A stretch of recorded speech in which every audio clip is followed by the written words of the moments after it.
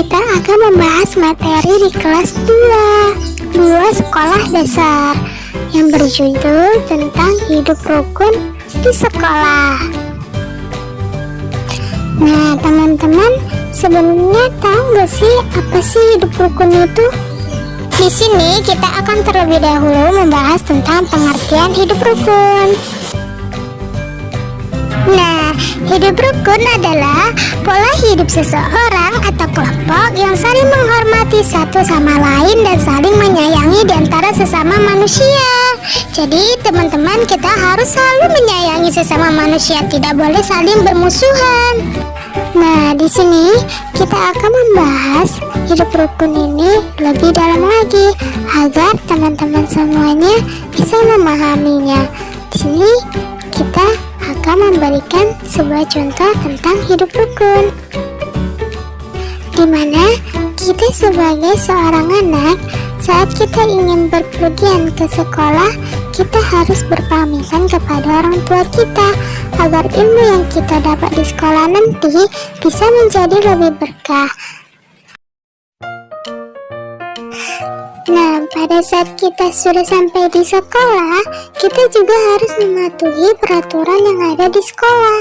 Contohnya seperti mematuhi apa kata yang diucapkan oleh guru kita.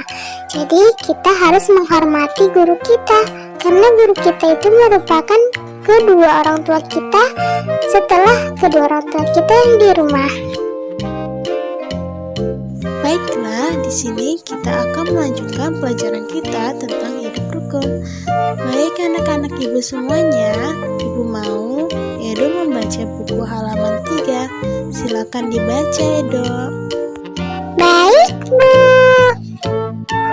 Nah, setelah ibu guru menyuruh Edo untuk membaca buku di halaman 3, kemudian ibu guru menjelaskan tentang materi yang ada pada di halaman 3. Baiklah anak-anak ibu sekalian, bahwa di materi ini kita bisa mengambil pelajaran bahwa kita itu tidak boleh membuang sampah sembarangan. Kita tidak boleh membuang sampah di sungai, tapi buanglah sampah pada tempatnya. Jadi, mengapa kita harus membuang sampah pada tempatnya? Agar tidak terjadi banjir. Kalian kan tidak mau bahwa di lingkungan sekitar kita itu jangan ada banjir, makanya kita harus membuang sampah pada tempatnya. Deh, banjir lagi. Kapanlah banjir ini akan berhenti? Jadi teman-teman semuanya, kita tidak boleh buang sampah sembarangan lagi ya, apalagi buang sampahnya di sungai, karena akan menyebabkan sungai menjadi meluap dan akan menjadi banjir. Nah, banjir juga akan menyebabkan jadi sarang penyakit. Jadi mulai sekarang kita harus membuang sampah pada tempatnya ya. Kemudian, anak ibu semuanya, kita juga harus melaksanakan piket kelas. Kenapa kita harus melaksanakan piket kelas? Agar kelas kita menjadi bersih dan nyaman. Jika kelas kita bersih, kita akan menjadi nyaman belajarnya dan tidak terganggu oleh nyamuk-nyamuk atau sarang-sarang hewan lainnya. Jadi, kita harus menjaga kebersihan juga ya, agar tidak ada datang penyakit dari manapun. Kemudian, kita juga harus saling tolong-menolong. Kenapa kita harus saling tolong-menolong? Karena dunia ini manusia itu membutuhkan orang lain. Jadi kita harus saling menolong sesama kita. Jika kita tidak saling menolong, kita juga tidak akan bisa hidup rukun di masyarakat. Jadi, saran ibu, kita juga harus saling tolong-menolong. Jika ada teman kalian yang kesusahan, jadi kalian harus tolongnya.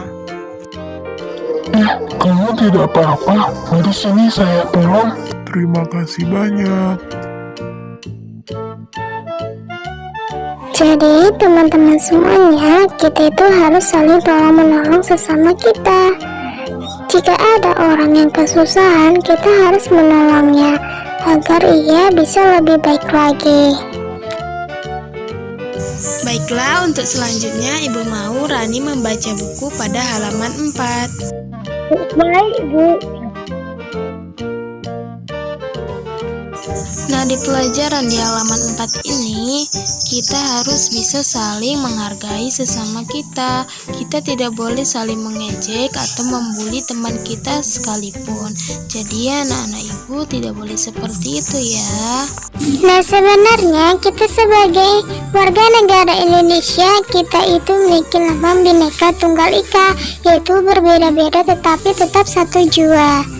Yang artinya walaupun kita berbeda-beda, beda daerah, beda suku, beda agama, beda warna kulit, tapi kita tetap satu karena kita berada di dalam satu negara. Jadi kita itu tidak boleh membeda-bedakan. Kita harus saling menghargai, saling menghormati. Jangan karena ada beda sedikit dari teman kita harus mengejek dia, itu tidak boleh ya. Assalamualaikum warahmatullahi wabarakatuh. Perkenalkan, nama saya Umi Kalsum. Saya merupakan mahasiswi dari IAIN Padang Sidempuan dengan NIM 2020-5038. Nah, saya berada pada prodi PGMI dan di kelas PGMI 5. Baiklah, di sini saya akan menjelaskan tentang materi dari kelas 2 SD semester 1, di mana yang berjudul tentang hidup rukun. Nah, di sini kita sudah mengetahui bahwa hidup rukun ini terbagi 3. Yang pertama ada hidup rukun di dalam keluarga, ada hidup rukun di sekolah, dan ada hidup rukun di dalam masyarakat. Baiklah, di sini saya akan menjelaskan tentang hidup rukun di sekolah. Di sini saya akan menjelaskan tentang pengertian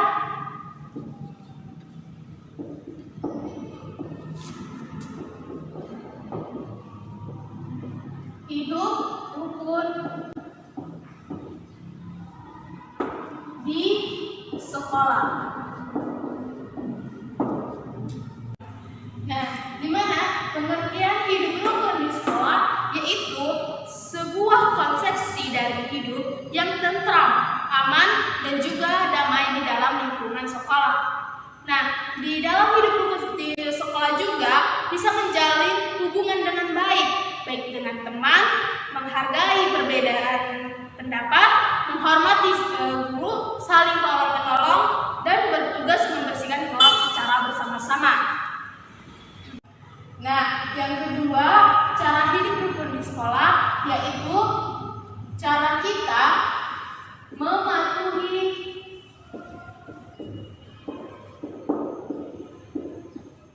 peraturan di sekolah. Nah, sekarang bagaimana cara kita mematuhi peraturan di sekolah? Oke. Di sini kita sudah mengetahui bahwa di setiap sekolah, di setiap madrasah apapun atau sekolah manapun pasti memiliki peraturan yang harus kita patuhi. Tidak boleh kita langgar. Sama saja kita mematuhi Undang-Undang Dasar di negara kita ini. Contohnya seperti membuang sampah pada tempatnya, jangan sembarangan. Terus saling tolong-menolong, mematuhi guru, menghormati guru, apa yang sedang diperintahnya. Contohnya seperti itulah mematuhi peraturan di sekolah. Nah, di dalam peraturan di sekolah, kita bisa mengetahuinya dengan cara biasanya itu guru-guru atau tenaga pendidik itu biasa menempelkannya dalam sebuah mading. Nah, di situ bisa terbentuk dalam kertas atau dalam bentuk apapun. Jadi para siswa bisa membacanya bagaimana peraturan yang ada di sekolah tersebut, sehingga bisa para siswa menerapkannya. Dan hidup rukun di sekolah itu yang ketiga ialah menerapkan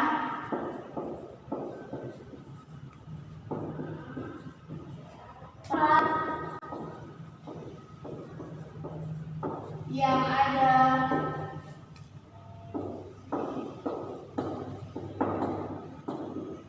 di sekolah. Nah, Jadi jika para siswa sudah membaca peraturan-peraturan yang ada di sekolah, sekarang bagaimana cara siswa untuk menerapkannya peraturan tersebut yang ada di sekolah? Seperti contoh gambar berikut, di mana siswa ini harus bisa membuang sampah pada tempatnya. Pasti di sekolah sudah menyediakan tempat sampahnya masing-masing. Terus ada contoh yang kedua, yaitu memberi salam kepada guru. Itu adalah sebagai bentuk hormat kita atau hormat seorang siswa kepada guru tersebut. Kemudian gambar yang berikutnya ada contoh siswa menolong siswa lain, di mana siswa lain ini membawa buku, dia keberatan sehingga ada siswa lain yang menolongnya. Nah, jadi masih banyak sekali peraturan-peraturan yang ada di sekolah. Tidak hanya 3 gambar tersebut yang saya jelaskan tadi, tapi masih banyak sekali, sehingga kita harus. Nah, jadi cara menyelesaikan peraturan di sekolah itu kita harus menerapkannya, memang harus menerapkannya biar terwujudnya hidup rukun di sekolah. Jika kita ingin hidup rukun, tentram, aman, dan damai, pasti harus ada peraturan. Kalau tidak ada peraturan, otomatis kita juga tidak akan hidup rukun. Nah, contoh berikutnya peraturan di sekolah yaitu membersihkan kelas atau bisa disebut dengan piket kelas, di mana di gambar tersebut para siswa harus membersihkan kelas setiap hari dan terdapat jadwal piketnya. Terus contoh yang kedua adalah di mana para siswa ini tidak dianjurkan untuk saling membeda-bedakan atau mengejek siswa lain atau teman lainnya, di mana karena di sini ini kita hidup di dalam Indonesia yang dimana Bhinneka Tunggal Ika, yaitu berbeda-beda tapi tetap satu jua. Nah, ini berkaitan karena jika siswa mengejek salah satu siswa akan tidak terjadi hidup rukun di sekolah. Baiklah, di sini saya akan memberikan pertanyaan kepada para penonton, di mana pertanyaannya, mengapa kita itu harus membersihkan kelas setiap hari? Terus yang kedua, mengapa siswa atau kita harus saling tolong menolong sesama? Terus yang ketiga, yaitu mengapa kita itu tidak boleh saling mengejek atau membeda-bedakan daripada setiap manusia? Siswa atau kita harus saling tolong menolong sesama. Terus yang ketiga, yaitu mengapa kita itu tidak boleh saling mengejek atau membeda-bedakan daripada setiap manusia. Baiklah, mungkin cukup sekian pembahasan saya tentang hidup rukun di sekolah. Semoga para penonton atau para siswa lainnya bisa memahami penjelasan dari saya bagaimana pentingnya hidup rukun di sekolah. Cukup sekian kepada para penonton atau para pendengar. Saya mohon maaf dan jika ada salah kata dari saya mohon juga kepada Allah. Sekian dan terima kasih. Wassalamualaikum warahmatullahi wabarakatuh. Nah, jadi kawan-kawan kita semua dapat kita simpulkan bahwa hidup rukun itu merupakan suatu peraturan yang bisa kita patuhi agar hidup kita menjadi rukun. Tentunya jika ada seorang teman yang jatuh, kita harus menolongnya, kita harus menolong teman kita agar dia bisa bangkit kembali. Terus ada juga kebersihan kelas. Kenapa kita harus melakukan kebersihan kelas setiap hari? Agar kelas kita itu menjadi bersih dan nyaman, dan kita belajar juga akan menjadi nyaman. Jadi tidak ada lagi sarang penyakit seperti sarang penyakit DBD yang menyebabkan kita menjadi sakit. Nah, terus kalau kita nggak buang sampah sembarangan, bukannya hanya menyebabkan banjir saja, tapi akan menyebabkan juga sarang penyakit. Jadi itu yang dapat saya simpulkan. Semoga teman-teman bisa memahami video yang saya buat ini. Terima kasih. Sampai jumpa lagi ya. Wassalamualaikum warahmatullahi wabarakatuh. Like a Hellcat.